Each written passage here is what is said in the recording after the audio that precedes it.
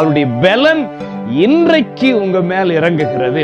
உங்களுடைய பலவீனமான பகுதியின் மேல கர்த்தருடைய பலன் இறங்குகிறது. நீங்க விசுவாசிங்க, கர்த்தர் எனக்கு பலன் தருகிறார். கர்த்தருடைய வார்த்தை உங்களோட இன்று.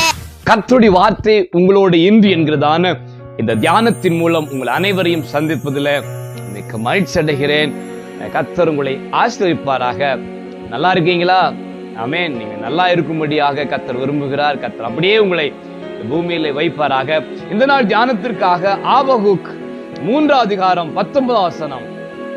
ஆண்டவராகிய கர்த்தர் என் பலன். ஆபகுக் சொல்லுகிறார், ஆண்டவராகிய கர்த்தர் என் பலன்.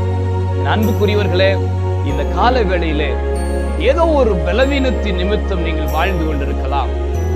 சில நேரத்திலே மன ரீதியான ஒரு பாதிப்பு, சில நேரத்திலே சரீர உறுப்புகளிலே ஒரு பலவீன குறைபாடுகள்.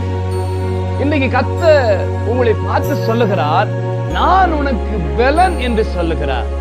நாம் கர்த்தரை பார்த்து இன்றைக்கு சொல்ல வேண்டும், ஆண்டவரே நீரே என் பலன் என்று கர்த்தரை பார்த்து சொல்ல வேண்டும்.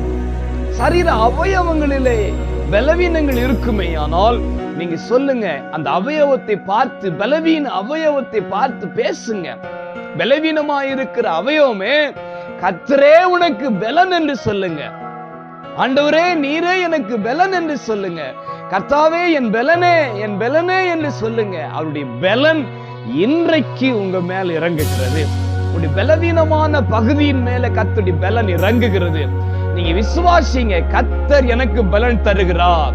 கர்த்தர் எனக்கு பலனை கொடுத்து என்னை எழும்பி நிற்க வைக்கிறார். என் பலனாகி கர்த்தர் என்னோடு இருக்கிறார் என்று சொல்லி நீங்கள் அறிக்கையிட்டு உங்கள் பலவீனத்திலே நீங்கள் பலவீனத்தை மேற்கொண்டு கர்த்தருடைய பலனினாலே இந்த நாளுக்கு பிரவேசிக்க முடிய கர்த்தர் விரும்புகிறார். ஆகவே கர்த்தருடைய பலன் உங்கள் மேல இருக்கிறது என்று சொல்லி அறிக்கையிடுங்கள். கர்த்தர் அப்படியே உங்களை ஆசீர்வதிப்பார். God bless you.